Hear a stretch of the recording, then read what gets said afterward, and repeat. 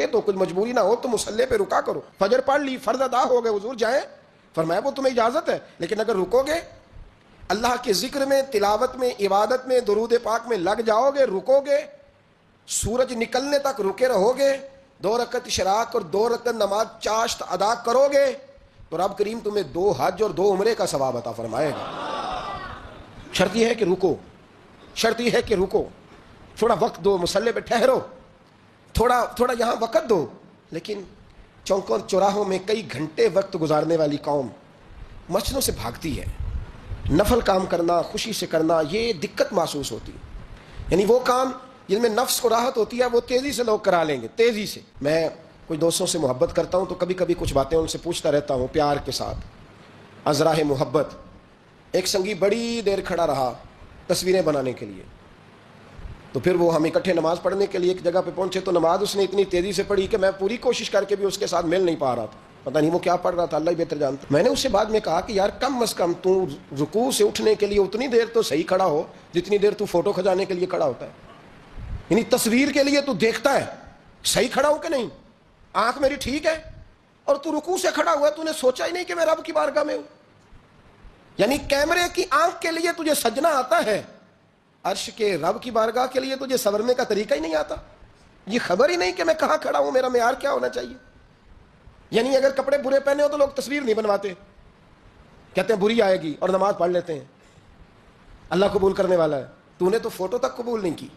نیکی کا کام کریں ذرا خوشی سے, ذرا ذوق سے, ذرا شوق سے, طبیعت کے اندر وہ وقار لائیں, وہ پیار لائیں, وہ میٹھا لائیں. دیکھیں نا قرآن مجید نے کہا لن تنالوا البر حتی تنفقوا مما تحبون. اگر تم چاہتے ہو نا کہ نیکی کے بلند سٹیٹس تک جاؤ, معیار بنے, تو پھر جو چیز تمہیں زیادہ پیاری ہے وہ اللہ کے راستے میں خرچ کرو. جو چیز, یہ قرآن مجید نے کہا ہے, جو چیز تمہیں زیادہ پیاری ہے وہ اللہ کے راستے میں, یعنی پیاری چیز, پیاری اللہ کے راہ میں خرچ کرو جو تمہیں محبوب ہے. حضرت عبداللہ ابن عمر فرماتے ہیں کہ میں بیٹھا تھا جب یہ آیت نازل ہوئی تو ایک صحابی آئے, عرض کرنے لگے حضور میرا باغ ہے, اور یا رسول اللہ میں نے بس مجھے پیار ہو گیا اس زمین سے, میں نے سجایا ہے, میں نے سنوارا ہے, میں نے ہاتھوں میں رمبا پکڑ کر, کدال پکڑ کر میں نے اس کی آبیاری کی ہے. حضور میں اپنے ہاتھوں سے پتے کاٹتا رہا ہوں, جڑی بوٹیاں تلف کرتا رہا ہوں. حضور دنیا دیکھنے آتی ہے میرا باغ, لیکن محبوب رب کریم فرماتے ہیں پیاری چیز اللہ کے راستے میں خیرات کرو. تو یا رسول اللہ جو مجھے بڑا پیارا ہے, میں تو اپنے بچوں کو نہیں دوڑنے دیتا تھا کہیں پتے نہ توڑیں. حضور مجھے بڑا پیارا ہے, میں پیش کرتا ہوں, اسے قبول کر لیں. اس لیے کہ جو چیز زیادہ سونی ہو وہ سونے رب کی بارگاہ میں پیش کرنی چاہیے. اس لیے کہ ومن تطوع خیرا فإن اللہ شاکر. یہاں کیا حال ہے, یہاں مزاج عجیب ہو گیا. جب آپ کا وہ مزاج نہیں رہے گا, وہ انداز نہیں رہے گا, وہ کرم نہیں رہے گا. مجھے بڑی اچھی بات یاد ہے, حضرت شیخ محی الدین ابن عربی رحمۃ اللہ علیہ کے حالات میں پڑھ رہا تھا, بڑا بچپن کا زمانہ تھا, تو میں پڑھتے پڑھتے کتاب استادوں کے پاس لے گیا. میں نے کہا استاد جی یہ مجھے کچھ سمجھ نہیں آ رہی, بزرگ کیا لکھ گئے؟ تو کہنے لگے اس کو بند کر, میں تمہیں بتاتا ہوں. میں نے کہا حضور کیا فرمانے لگے؟ وہ بتانا یہ چاہ رہے ہیں کہ اگر تم جوانی کے سونے لمحات, خوبصورت جملے, خوبصورت وقت اللہ کے راستے میں دے دو گے نا تو رب تمہیں وفادار دوست عطا فرمائے گا. اگر تم اپنے کردار کو خوبصورت رکھو گے, میلا کچیلا گدلا نہیں ہونے دو گے, تو رب تمہیں شاندار اولاد عطا فرمائے. اور اگر تم اپنا وقار کردار کے لحاظ سے اونچا رکھو گے تو اللہ کردار والی بیوی عطا کرے. مطلب سامنے سے مطالبہ نہ کر, تو دیکھ تو نے اس کے راستے میں کیا دیا ہے. او بھائی سیدھی سی بات ہے, لوگ کہتے ہیں بھائی جتنا دو گے اتنا ہی ملے گا نا, کہ جتنا گڑ پاواں گے جی, اللہ کے راستے میں جس پیار سے پہنچو گے رب بھی اس شان سے عطا فرمائے گا. لیکن ہمارا سٹیٹس یہ ہے کہ اللہ کے راستے میں جب کوئی چیز پیش کرنی ہے تو وہ اگر تو کوئی رہ گئی, کوئی بچ گئی. کئی دفعہ بچہ لوگ اپنا لے کے آتے ہیں, کہتے ہیں حضرت صاحب نہ اسکول پڑھتا ہے نہ کوئی کام سیکھتا ہے, اسے حافظ بنا دیں. تو میں کہتا ہوں کوئی اس سے زیادہ نکما نہیں ملا تھا. پھر کہتا ہوں مولوی بڑے نکمے ہو گئے. کبھی کسی نے داخل کرایا فرسٹ ایئر میں, جو بچہ آپ میٹرک جو ہے وہ فرسٹ ڈویژن میں پاس کرے اس کو لاتے ہیں لوگ مدارس میں؟ نہیں لاتے. مزاج نہیں ہمارا, طبیعت نہیں, اس بات کو سمجھتے نہیں. جو بچہ نیک ہو, پرہیزگار ہو, مثبت سوچ والا ہو اسے لائیں دین میں. جو بچہ بڑا اعلیٰ کوالٹی بہترین نمبر حاصل کرے اسے لائیں, پھر دیکھیں دین آپ کو شاندار مجاہد عطا کرے. لیکن یہاں ماحول یہ ہے کہ جو کہیں نہیں چلتا اس کو مدرسے لے جاؤ, ٹھیک ہے, پھر وہ 5-6 سال مدرسے کی روٹی شوٹی کھاتا ہے, رہتا ہے, اس طرح کی صورتیں یاد ہوتی ہیں, کر لیتا ہے, اور کچھ نہ بنے گا تو کوئی مسجد تو چلائے گا ہی نا.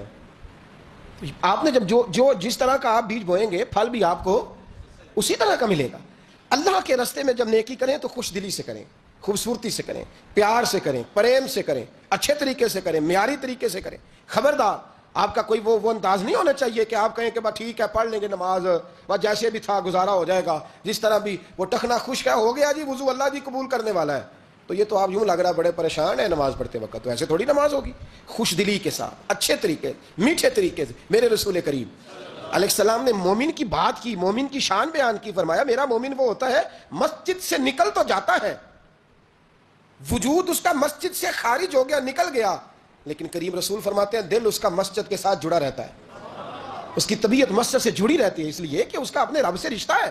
حالانکہ نماز ہو گئی, حالانکہ فرض ہو گئے, حالانکہ وقت گزر گیا, جماعت ہو چکی, لیکن اس کی طبیعت مسجد کے ساتھ جڑی ہوئی ہے. نیکی کریں خوش دلی کے ساتھ, کچھ نفل پڑھیں, کچھ عبادتیں کریں, کچھ راتیں مخصوص کریں, کچھ عبادتیں زیادہ کریں, کچھ اپنے اندر چیزیں پیدا کریں. میرے نبی کریم علیہ السلام پسند نہیں کرتے تھے, حضور فرماتے تھے کہ یہ کیا بات ہوئی کہ انسان ساری رات ہی سویا رہے. حضور پسند نہیں کرتے, بلکہ بڑے مشکل کام کر کر کے نبی کریم آتے تو حضور کبھی کبھی اٹھتے, کہتے عائشہ میرا دل کر رہا ہے میں اپنے رب کو راضی کر لوں.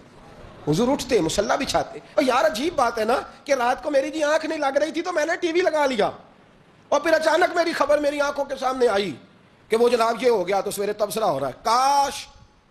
کاش اللہ کرے جمعے کا دن ہے, دعا کر رہا ہوں کہ رات کو جب آنکھ کھلے دل نہ لگے تو سویرے اٹھ کے کوئی بتائے کہ رات دل نہیں لگ رہا تھا تو میں نے وضو کر کے قرآن کھول لیا, میں نے وضو کیا اور میں نے مصلی بچھا لیا, میرا دل نہیں لگ رہا تھا, میں اٹھا, تسبیح پکڑی, خوشبو لگائی, کپڑے بدلے, مصلی پہ بیٹھا, مدینے کے جانب منہ کیا اور مدینے والے رسول پہ درود و سلام پڑھنا شروع کر دیا. اللہ کرے نا یہ بھی ذوق ہو, اللہ کرے نا یہ بھی طبیعت ہو, اللہ کرے یہ بھی ماحول بنے, اللہ کرے.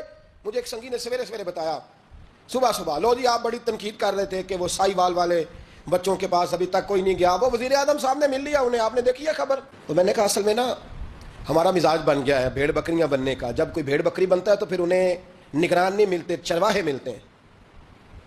میری باتیں سخت ہیں پر چلو کوئی حرج نہیں, میں خود کر رہا ہوں نا. چرواہے ملتے ہیں جب قوم بھیڑ بکریاں بنتی ہے تو چرواہے. نیوزی لینڈ کی وزیر اعظم حملہ ہوا تو وہ خود گئی, ایک دفعہ نہیں کئی دفعہ گئی, لوگوں کے گھروں میں گئی. آج تک کبھی زندگی میں ایسا ہوا ہے کہ کسی کے بچے مر جائیں, باپ مر جائے, ماں مر جائے اور بچوں کو بلا کے کہا جائے آؤ تم سے تعزیت کرنی ہے؟ پاگلوں کی قوم ہے, کوئی پوچھنے والا نہیں. وہ یتیم بچے, میری عمر, میرے اپنے بچے اب بڑے ہو رہے ہیں, لیکن میں اس عمر میں بھی کبھی ابا کی کمی محسوس کروں تو رات کو سو نہیں پاتا, نہیں نیند آتی. وہ کبھی کبھی یاد آتے ہیں, چہرہ ان کا جھریوں بھرا کبھی سامنے آتا ہے تو نہیں نیند آتی. کبھی کبھی دل کرتا ہے کچھ باتیں ایسی ہیں جو صرف ان سے ہو سکتی ہیں, اور کس سے کروں. کبھی کبھی طبیعت چاہتی ہے, کبھی کبھی کہ اماں جی اپنا میلا دوپٹہ پیچھے کر کے کہیں کہ ادھر لیٹنا, میں تیرے سر میں تھوڑا تیل لگاؤں. کبھی کبھی دل کرتا ہے. تو جن کے ماں باپ گولیوں سے بھون دیے جائیں, ان کو کہا جائے بچوں کو کہ آؤ تم سے تعزیت کرنی ہے, آؤ, یہ سٹیٹس ہے, یہ معیار ہے حکمرانوں کا, یہ معیار ہے.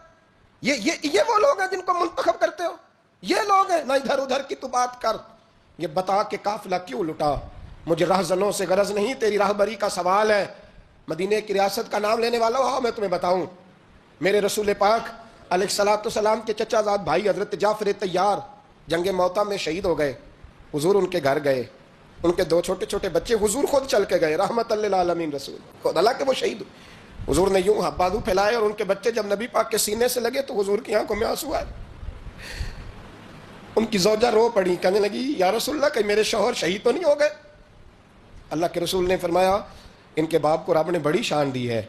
تو وہ رو پڑی, عرض کرنے لگی حضور اب ان بچوں کا کون وارث بنے گا؟ کیا لفظ ہیں, آؤ مدینے کی اسٹیٹ میں یہ رنگ ہے. میرے رسول پاک علیہ السلام نے فرمایا پتہ کیا ان بچوں کا کیا بنے گا؟ تو روزی روٹی کی بات کرتی ہے, انا ولیہم فی الدنیا والآخرہ. فرمایا میں دنیا میں بھی ان کا وارث بنوں گا, قیامت میں بھی ان کا وارث بنوں گا. میں تو جنت میں داخلے تک ان کا وارث ہوں, یہ جنت میں جائیں گے اس وقت تک میں ان کا وارث ہوں. کیا تماشا ہے, کیا توہین ہے, کیا تذلیل ہے, کیا رنگ ہے. یعنی یہ انداز ہوتا ہے کہیں, لیکن کیا کیا جائے. ہم لوگ تو وہ ہیں کہ جو 2 باتیں بھی کریں تو لوگوں کو تکلیف ہوتی ہے, 2 جملے بھی کہیں تو لوگوں کو اذیت ہوتی ہے, پر کیا کریں, ہم بھی کہتے رہیں گے, ہم بھی بولتے رہیں گے, ہم بھی یہ ذکر کرتے رہیں گے. ہاں, اور اپنے بھی خفا مجھ سے ہیں, بیگانے بھی ناخوش, کیونکہ زہر حلال کو کبھی کہہ نہ سکا کند، میں کہتا ہوں وہی بات سمجھتا ہوں جسے حق نے ابلائے مسجد ہوں میں توحید کا فرزند۔ کوئی تماشا ہے؟ نیکی کرو اس طرح کہ جس نیکی میں مزہ آئے، جس نیکی میں لذت آئے، یہ بھی کوئی معیار ہے، یہ بھی کوئی اسٹیٹس ہے نیکی کرنے کا جو ہمارے ہاں، اور اس کے باوجود شانیں بیان ہوتی ہیں، عظمتیں بیان ہوتی ہیں، رنگ بھرے جاتے ہیں تصویروں میں، جعلی رنگ، آرٹیفیشل رنگ۔ یہ پوچھنا پڑے گا اور جواب دینا پڑے گا۔ بس دعا فرماؤ عرش کا مالک کوئی فضل ہی فرمائے۔